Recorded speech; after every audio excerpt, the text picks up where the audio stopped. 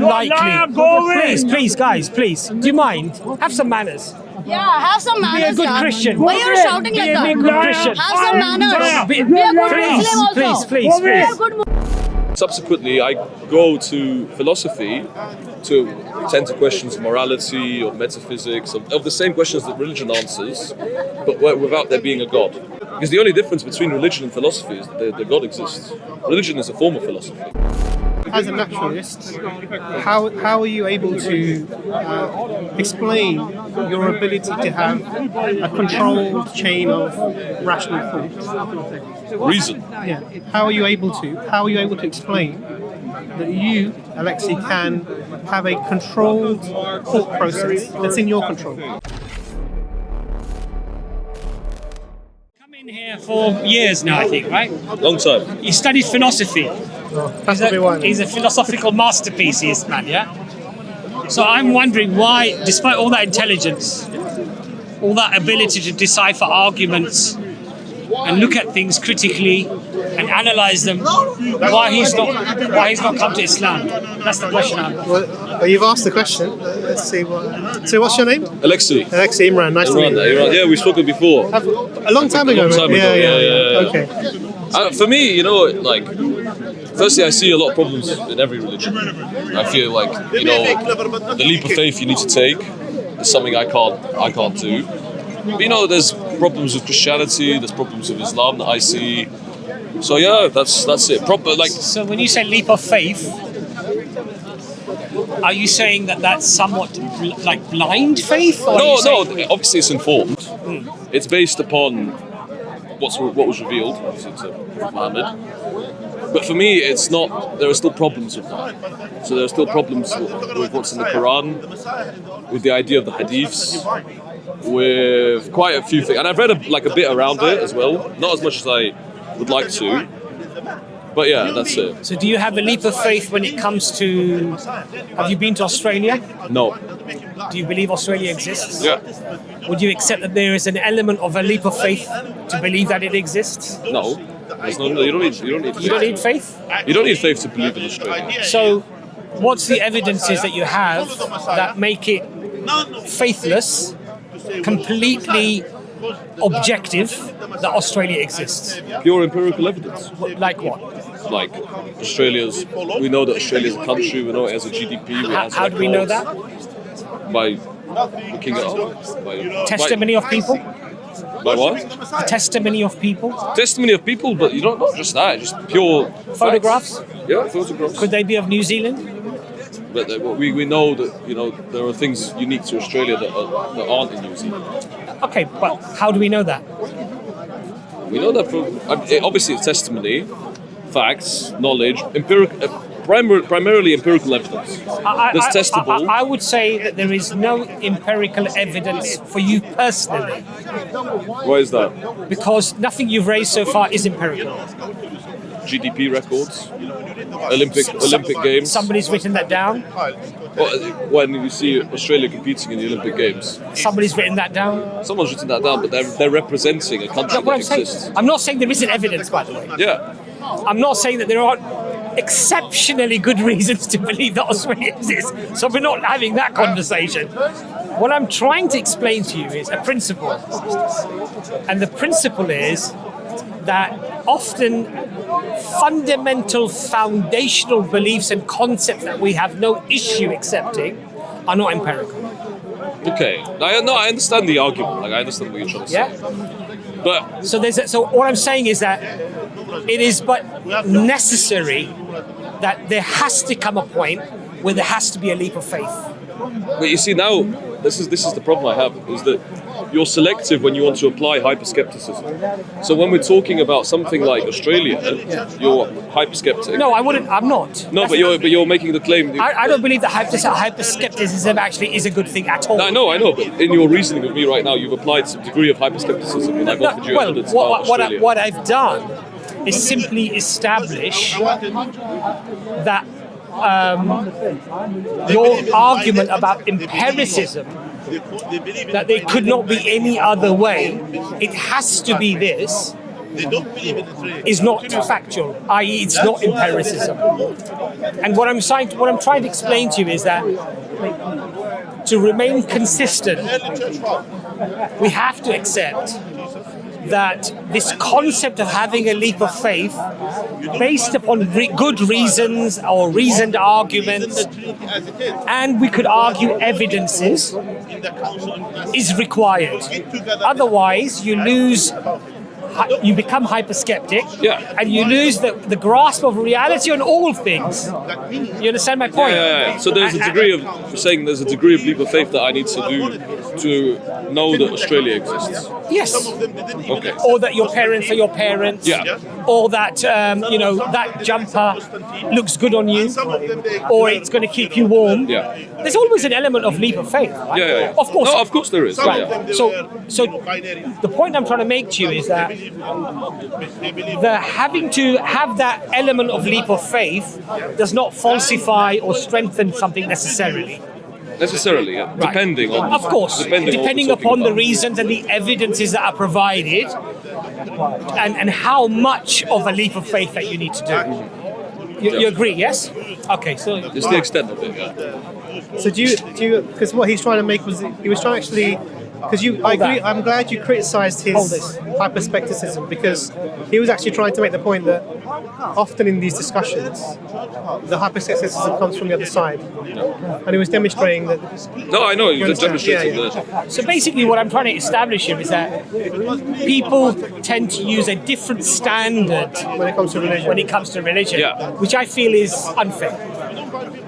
So where for you is the leap of faith for Islam, for example? Where is the leap of faith? For Islam, Yeah. Is it most foundationally, is it like the existence of God, or is it in our approach to the Quran came from God. the Quran came from? That's what I would say is a leap of faith. So you accept that God exists? No, I'm saying that the specifically in Islam, like, I don't accept that God exists in general. So because the Quran coming from God presupposes that God exists. Yes, of course. So the more foundational But thing I'm is, saying, So, but my belief, I don't believe in God in the first place. Yeah. Then if I was to be invited into Islam, Yeah. my problem would be firstly with the Quran, and then secondly with the Hadiths. Okay. But all that's built on the foundation of whether or not God exists. Yeah. Because if God doesn't exist, then No, then it doesn't Yeah. matter. Let's say I'm an atheist and I'm being like given dawah. You are. Yeah. But let's say like Would you say you're a hard atheist or you're an agnostic atheist? I'm like, I'm like questioning. But for me, it's like in the Stanford Encyclopedia of Philosophy, the definition of atheism has become something that's not exactly negating theism, is that it doesn't matter. Is that it's not necessarily you're anti-theist, although the word atheist that's suppose what that. it literally means. It's the idea that you don't believe that it's necessity. So you don't believe its value. So even if it exists, it's not valuable. Yeah, that's it. Basically. Even if it exists, it's not valuable. That's the definition Really? of atheism. So if it's that, it's not necessarily connected to what's going on now. Really? Is that what they say? That's interesting. I've never heard It's a new one. Yeah. So what's the yeah. difference between deist and an atheist? Theist is someone that Deist. Deist. Because deists are people who believe that God exists, Yeah. but non-intervening doesn't matter. Yeah. So it's What's the- going more what's that? towards deism, but in the sense that it's the definition is meaningless. So the idea of God is meaningless. It's the very existence of Him has no meaning to us now. How did With that, deism, it's more kind of like it does have a meaning. so how did you arrive? Do you accept? Is that your position? I don't want to talk about that. Yeah. Yeah. So That's my you're position. saying it's irrelevant whether God exists or not. Yeah. How did you arrive at that conclusion? By thinking, by So give rationalizing me, it. Take me through your thought process. So like So what I'm saying is make the case for that position. make the case of that position. Yeah. I mean, for me, I've not had any convincing evidence for myself that God exists, and that's not been proposed to me. That's not been argued to me in a way that works well in my mind. And then subsequently, I go to philosophy to tend to questions of morality, of metaphysics, of the same questions that religion answers, but without there being a God. Because the only difference between religion and philosophy is that God exists. Religion is a form of philosophy, in a way. So, I mean, I don't agree with your... Islam is the cult of Shaitan, this the process- devil. Islam is the cult of Shaitan. So what I would suggest is, if you, I have to gather my thoughts now. It's like a tsunami just went. So, How's that warm? Yeah, good, It's good. it's good, isn't it? Yeah. So Hold it in the other hand so you get both that hand. Thank you. We want you to be comfortable so we have a long discussion. Yeah. that's all right. Because the problem I have is with this, because the thing that you said was that it doesn't matter whether there is God or not. Now, one of the problems I have with that is that how do you answer those fundamental questions? And you said you can turn to philosophy, but there's already an assumption about you as an entity already within that. That you're a being that has rational thoughts that are truth determining. All of these things are presupposed in that, and I would say that if you don't believe that God exists, the alternative is to find a natural explanation for you being this. A naturalized. So are you a naturalist? In a sense, yeah. In a sense, yeah. I mean, yeah, I am. But it's just like I don't. When I think, about philosophy, I don't really ponder these questions. So naturalism, I think it's a more effective explanation for reality. But I also, in the sense that my definition of atheism, that it's meaningless, is that when I think about myself, I don't connect it to the beginning of the universe. I understand. So I don't connect it to where arguments from God would come from. But this is the thing that I'm saying. So in being somebody who answers the big questions of life that are coming to you, morality, etc., from philosophy, that presupposes that you are a being that has inherent qualities. Yeah, consciousness, that you have the ability to be rational, determine truth. And so that in itself is something that would require some sort of basis for you to assume these things. Yeah, of course. So as a naturalist then, if you don't accept the existence of the supernatural, what are your explanations for, even because you have to, if I'm going to stand on a foundation and then say, look, I can use my thoughts to come to truth and to come to an understanding of these big questions, the life and why we're here, purpose, etc., meaning, value, all of these things. The point here is on what basis are you saying that you can do that? How can you rely on those faculties to be sufficient to explain, not explain is the wrong term, to be sufficient to be able to give you confidence in your ability to arrive at the correct conclusion? From the cameras, How would you do that? I think there's a difference then. So I have these qualities now, but you're asking me where I got these qualities, or I agree that you have these qualities. Yeah. No problem. I don't say that you don't have them. What I'm asking you is your explanation for these qualities. why they came about. How you have them from a naturalist paradigm. Obviously, I mean, I would argue evolution. How does that answer the question? I mean, evolution in the sense that we evolved from initially chimpanzees. We came from them, and a lot of people don't know enough about the brain to explain consciousness, to explain what is consciousness. I don't know. Neuroscientists, they still don't know. But this is where the question of leap of faith comes in, because then it's about having a question mark about the question. So you do have leaps of faith then? Yeah, we do. Of course. So just to clarify, I'm saying with consciousness, we don't know where consciousness comes from, and I don't know. Sure. Can something that doesn't have a quality give rise to this equality? What do you mean? Can something that's not sweet give rise to something that is sweet? No. So can matter and energy that doesn't possess consciousness give rise to consciousness? We don't know. We don't know exactly where consciousness You knew comes about the sugar very quickly. from. Yeah. Sugar is a very different question. But the question... Sugar's I know the question. The principle is quite straightforward. Yeah. But something that doesn't possess the quality, I would say even the potential, can it then give rise to that thing?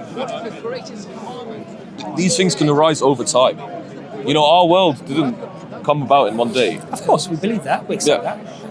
And this is the same thing with humans. So therefore you're saying that something that doesn't possess a quality can give rise to that quality as long as you have time. Time. Yeah. I would say so. You would say so, yeah?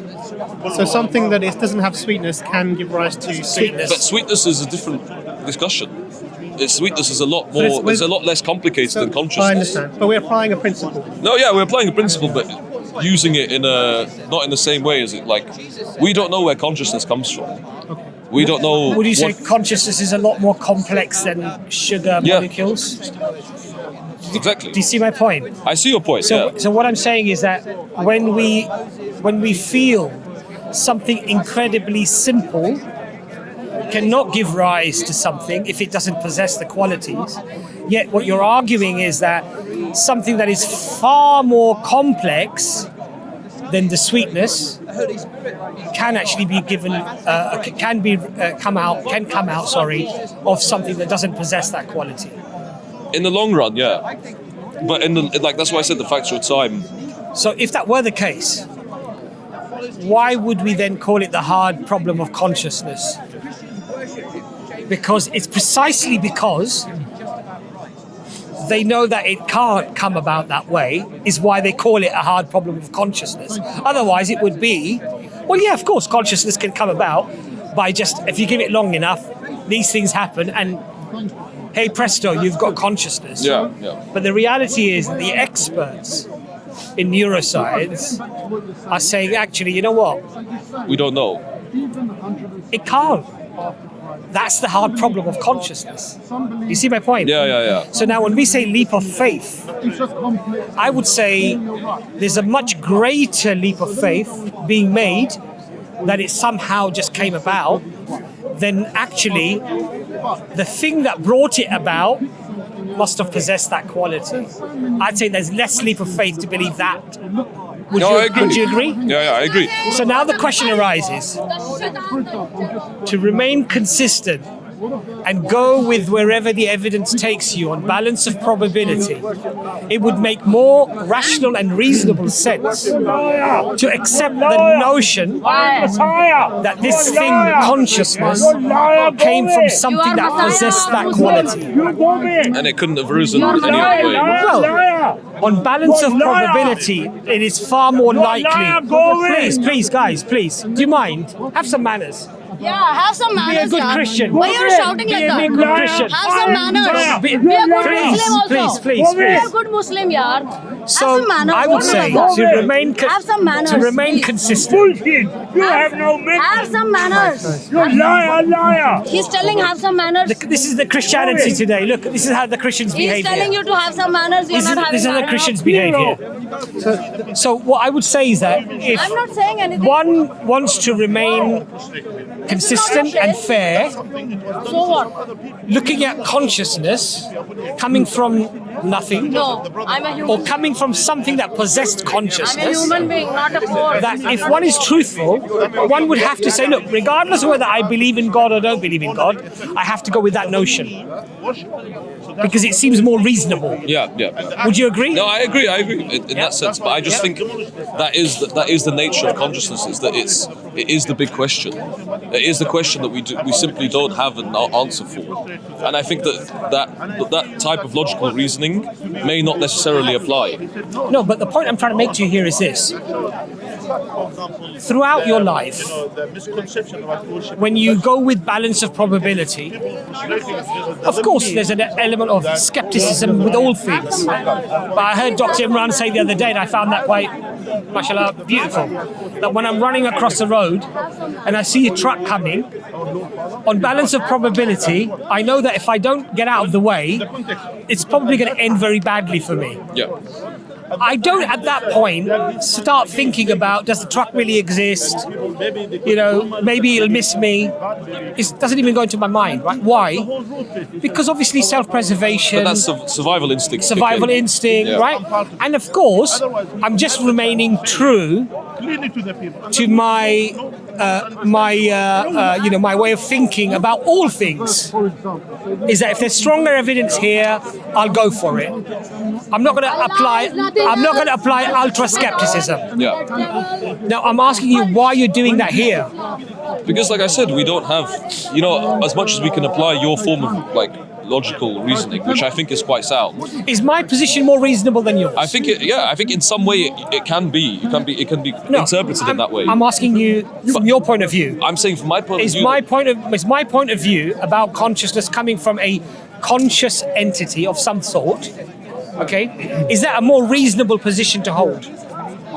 I think it's like a two-folded idea. I think it is reasonable to assume. Is it more reasonable than your? It is reasonable in the. No. It's not reasonable. Is it more reasonable than your position? It's more reasonable according to the logic that you're applying. No, according to your logic. According to my logic, Yes. I'm saying that Is it more reasonable? there's a big question mark. Yeah, but is it more reasonable? It's more reasonable if you apply your type of logic. No, your logic. We want to know what you think. No, I'm saying like for me, because it is a question mark, and because we don't know the origin of it, we don't know where it came from, we don't know why it came about ultimately. Then we cannot make assertions about it. Not knowing the entirety of something does not, I believe, vindicate an individual from at least holding a position on balance of probability. But is it in reality? So what I'm saying, brother, look, to be sincere, right? What I'm saying is that from your position, consciousness arising by itself somehow, or arising from something that has the property of consciousness, I'm saying from your perspective, if you were to be completely honest, which one do you think is a more reasonable stance to take? Your stance, I think. Why are you not adopting it then? Because I don't know. No, but you've just accepted that it's a more reasonable stance. I'm saying it's a more reasonable stance in the sense that, but I don't know that it came from. But do you not believe? I don't know that also, like, your idea of balance of probability. Yes.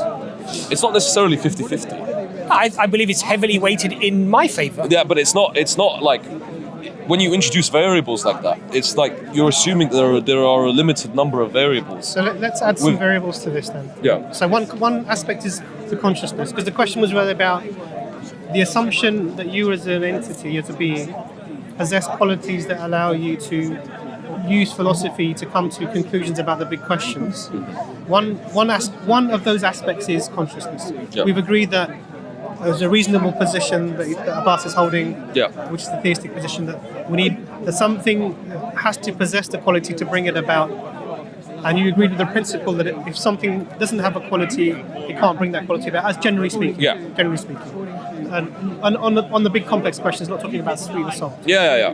But there's another aspect to this. As a naturalist, how are you able to explain your ability to have a controlled chain of rational thought? Reason. Yeah. How are you able to explain that you, Alexei, can have a controlled thought process that's in your control? And I would, so you give me your ideas and I'll tell you my position in terms of why I think that's another problem. Another thing to add into one of the factors that makes your position less likely. So why I can use reason to? How are you able to control your thought process? I mean, What's your explanation for this? by the ability, by the unique possession of our brains, and by the faculty of reason. Ultimately, the faculty of reason that we have, that we don't know where it came from ultimately, but we do know that, and there is a strong argument that it came from evolution. So let me explain the position, because you're sort of not quite. So if only the natural world exists. Yeah. Because you said the naturalist position is what you were holding to. Then everything that happens within nature is some sort of evolutionary process or a chain of causal events. Yeah, cause and. And just like we can't control how chemicals react with other chemicals, subatomic particles that react with other, because they react according to whichever laws of nature they happen to be following. Yeah. They bring about phenomena. So that phenomena might be a protein, it might be your brain. One of the phenomena that we observe is thought process. The fact that you have a thought. Yeah. That is also the outcome of a preceding series of natural processes that are not in your control. So that would mean that your thoughts themselves then are generated, are not in your control. You perceive that you're controlling them, but the reality is just to put it crudely, is that you're a glorified robot who thinks that it can think, but actually you have no control over what you process think. because you are. Everything is a result of the previous causal events that you have no control over. Okay, so it's a question of free will. Yeah, Sam Harris is class. You know, Yeah. he's that little pamphlet he published. Yeah, I know. He says along the similar lines, there's no way to map the ability to think freely onto a naturalistic worldview. He says you can't map it onto that, and therefore we have to say that it's an illusion. He says that that's the necessary conclusion of that. So you think, but you don't actually think.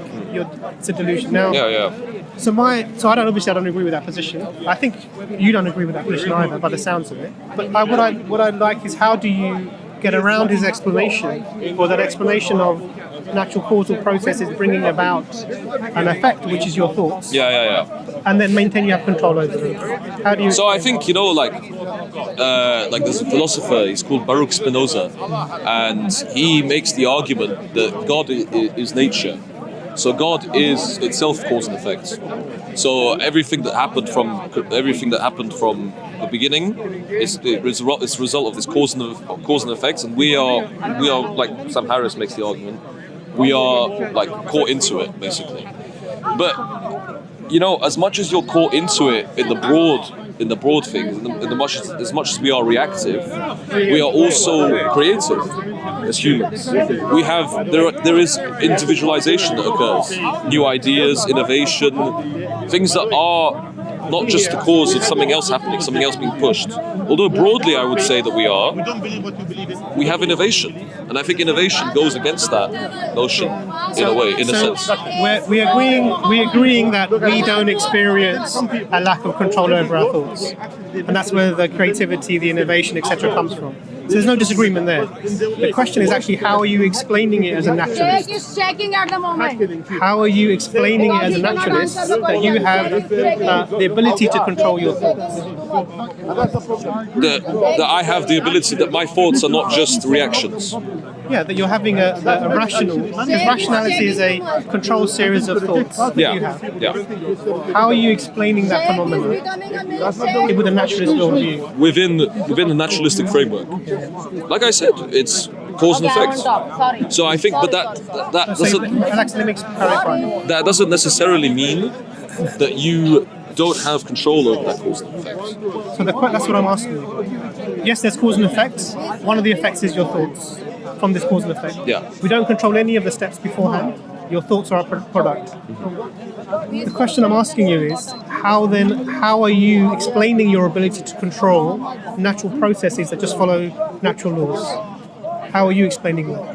How am I explaining natural laws? No, the ability to, because there's two positions here. Yeah. Either you can control your thoughts, and that means that somehow you are affecting the natural causal chain. Okay. You're independent of it. Okay. Because you can control your thoughts and take them whichever way you need to.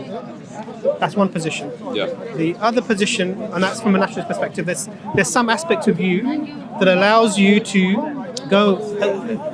Can you stop? That allows you to. That allows you to supersede the natural order, the cause and effect order, to control your thoughts. That's one aspect, the natural explanation. And we don't know what aspect of you that is. There's another explanation, which is, no, everything is cause and effect. Even my thoughts are a product of whatever went before. And I have the illusion that I'm controlling my thoughts, but actually no, I'm just a glorified robot that thinks it thinks, but actually I have no way of controlling this. Okay. So whatever conclusions I come up with are predetermined. Okay. Whatever thoughts I'm thinking, I cannot have thought another thought.